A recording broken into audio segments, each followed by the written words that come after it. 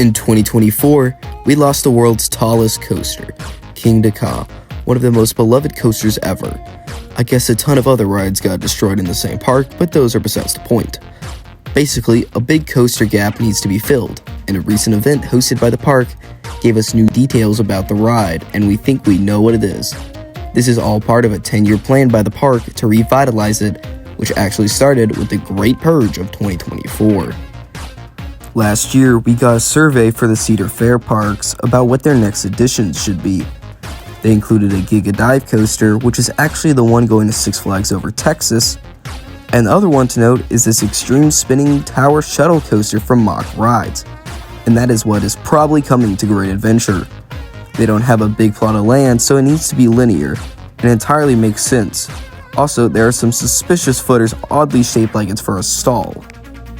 This coaster would have 2 to 3 launches, one being upside down launch on a stall and one before shooting up a 300 to 400 foot tower that you end up rolling back down and going through the layout again.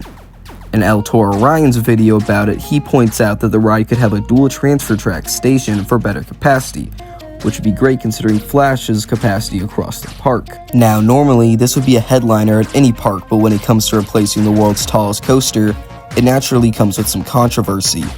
Most people didn't like the addition, mostly because the coaster that we got in 2025 was a shuttle coaster from Tacoma. It doesn't make sense to have shuttle launch coasters when you don't even have a full circuit one yet.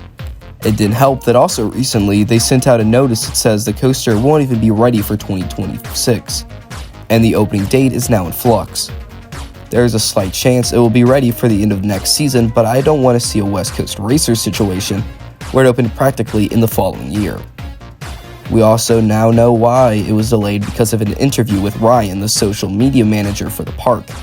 He stated that for the layout it will be longer than Ka, which was actually surprising for me, and that it will use more of Green Lantern's plot than Ka's. We don't know how tall it will be yet, but if I guess, it will be between 300 to 400 feet tall. I do not think it will be taller than Ka or even Top Thrill 2, but I'd love to get proven wrong about that.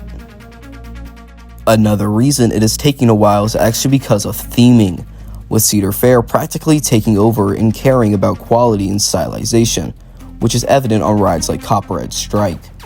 It makes sense that they would want this ride to be moderately themed. Ryan said that getting the story right is a huge priority for them and that they don't want to rush it.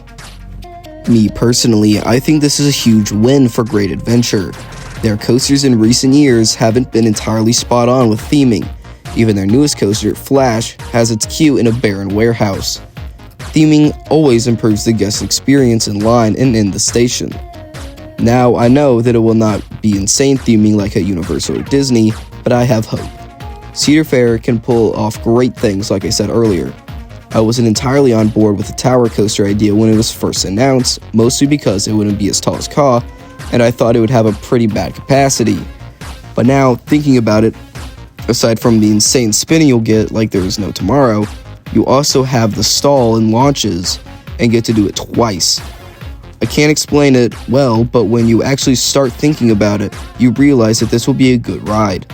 And I am genuinely now excited to see this coaster pop up in the skyline. It has a chance to be the best ride in the park if they get the story right.